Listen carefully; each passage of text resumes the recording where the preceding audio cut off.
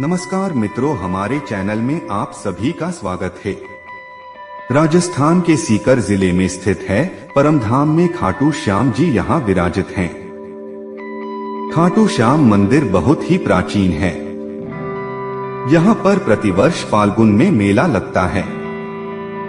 श्याम बाबा की महिमा का बखान करने वाले भक्त राजस्थान या भारत में ही नहीं बल्कि दुनिया के कोने कोने में मौजूद हैं। आओ जानते हैं कि कौन है बाबा खाटू श्याम जी, क्या है उनकी कहानी। आपको बता दें कि पहले खाटू श्याम जी का नाम बर्बरीक था। महाभारत के भीम के पुत्र घटोत्कच और घटोत्कच के पुत्र थे। बचपन से ही उनमें वीर योद्धा बनने के सभी गुण थे। उन्होंने युद्ध करने की कला अपनी माँ और भगवान श्री कृष्ण से सीखी थी। उन्होंने भगवान शिव की घोर तपस्या करके 3 बाण प्राप्त किए। ये तीनों बाण उन्हें तीनों लोकों में विजय बनाने के लिए काफी थे। एक बार जब उन्हें पता चला कि कौरवों और पांडवों के बीच युद्ध होने वाला है, तो उन्होंने भी युद्ध में शामिल होने की इच्छा जताई। महाभारत के युद्ध के दौरान बर्बरीक ने अपनी माता के समक्ष इस युद्ध में जाने की इच्छा प्रकट की। जब माँ ने इसकी अनुमति दे दी तो उन्होंने माता से पूछा, मैं युद्ध में किसका साथ दूं? इस प्रश्न पर माता ने विचार किया कि कौरवों के साथ तो विशाल सेना है। स्वयं भीष्म पितामह, गुरु द्रोण, कृपाचार्य, अंगराज कर्ण जैसे महारथी हैं। इनके सामने पांडव अवश्य ही हार जाएंगे। इसलिए उन्होंने बर्बरीक से कहा कि जो हार रहा हो तुम उसी का सहारा बनो। बर्बरीक ने माता को वचन दिया कि वह ऐसा ही करेंगे और वह युद्ध भूमि की ओर निकल पड़े। युद्ध के मैदान में भीम पौत्र बर्बरीक दोनों के मध्य बिंदु एक पीपल के वृक्ष के नीचे खड़े हो गए और यह घोषणा कर डाली कि मैं उस पक्ष की तरफ से लड़ूंगा जो हार रहा होगा। बर्बरीक की इस घोषणा से श्री कृष्ण चिंतित हो गए। भीम के पौत्र बर्बरीक के समक्ष जब अर्जुन तथा भगवान श्री कृष्ण उसकी वीरता का चमत्कार देखने के लिए उपस्थित हुए, तब बर्बरीक ने अपनी वीरता का छोटा सा नमूना दिखाया। कृष्ण ने कहा कि यह जो वृक्ष है इसके सारे पत्तों को एक ही तीर से छेद दो तो मैं मान जाऊंगा। बर्बरीक ने आज्ञा लेकर तीर को वृक्ष की ओर छोड़ दिया। जब तीर एक एक कर सारे पत्तों को छेदता जा रहा था, उसी दौरान एक पत्ता टूटकर नीचे गिर पड़ा। कृष्ण ने उस पत्ते पर यह सोचकर पैर रखकर उसे छुपा लिया कि यह छेद होने से बच जाएगा, लेकिन सभी पत्तों को छेदता हुआ वह तीर कृष्ण के पैरों के पास आकर रुक गया।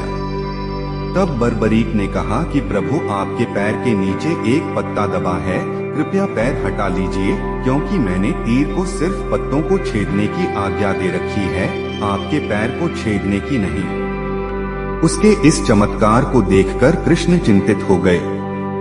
भगवान श्री कृष्ण यह बात जानते थे कि बर्बरीक प्रतिज्ञावश हारने वाले का साथ देगा। यदि कौरव हारते हुए नजर आए तो फिर पांडवों के लिए संकट खड़ा हो जाएगा, और यदि जब पांडव बर्बरीक के सामने हारते नजर आए तो फिर वह पांडवों का साथ देगा। इस तरह वह दोनों ओर की सेना को एक ही तीर से खत्म कर देगा। तब भगवान श्री कृष्ण ब्राह्मण का भेष बनाकर सुबह के समय बर्बरीक के शिविर के द्वार पर पहुंच गए और दान मांगने लगे। बर्बरीक ने कहा, मांगो ब्राह्मण, क्या चाहिए? ब्राह्मण रूपी कृष्ण ने कहा कि तुम दे नहीं सकोगे। लेकिन बर्बरीक कृष्ण के जाल में फंस गए और कृष्ण ने उनसे उनका शीश मांग लिया। बर्बरीक सोच में पड़ गए कि कोई ब्राह्मण मेरा शीश क्यों मांगेगा। यह सोच उन्होंने ब्राह्मण से उनके असली रूप के दर्शन की इच्छा व्यक्त की।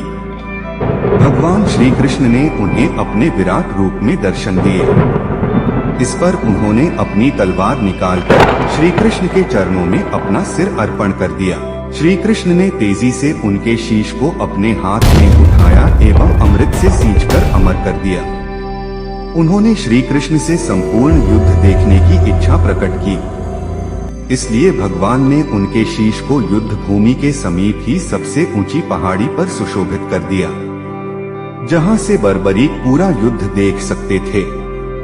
युद्ध की समाप्ति के बाद सभी पांडव विजय का श्रेय अपने ऊपर लेने लगे। आखिरकार निर्णय के लिए सभी श्री कृष्ण के पास गए तो वह बोले, मैं तो स्वयं व्यस्त था, इसलिए मैं किसी का पराक्रम नहीं देख सका। ऐसा करते हैं, सभी बर्बरीक के पास चलते हैं। वहां पहुंचकर भगवान श्री कृष्ण ने उनसे पांडवों के पराक्रम के बारे में पूछा तो बर्बरीक के शीश ने उत्तर दिया, भगवान युद्ध में आपका सुदर्शन चक्र नाच रहा था और जगदम्बा लहूपान कर रही थीं। मुझे तो ये लोग कहीं भी नजर नहीं आए। बर्बरीक का उत्तर सुन सभी की नजरें नीचे झुक गई। तब श्री कृष्ण ने उनसे प्रसन्न होकर इनका नाम श्याम रख दिया। अपनी कलाएं एवं अपनी शक्तियां प्रदान करते हुए भगवान श्री कृष्ण ने कहा कि बर्बरीक माँ को दिए वचन के अनुसार तुम हारने वाले का सहारा बनोगे। अंत में श्री कृष्ण ने वरदान दिया कि कलयुग में मेरे नाम से तुम्हें पूजा जाएगा और तुम्हारे स्मरण मात्र से ही भक्तों का कल्याण होगा। लोग तुम्हारे दरबार में आकर जो भी मांगेंगे उनकी इच्छा पूरी होगी। स्वप्न दर्शनोपरांत बाबा श्याम खाटू धाम में स्थित श्याम कुंड से प्रकट हुए थे और श्री कृष्ण शालिग्राम के रूप में मंदिर में दर्शन देते हैं। जय श्री कृष्ण, जय खाटू श्याम बाबा की जय।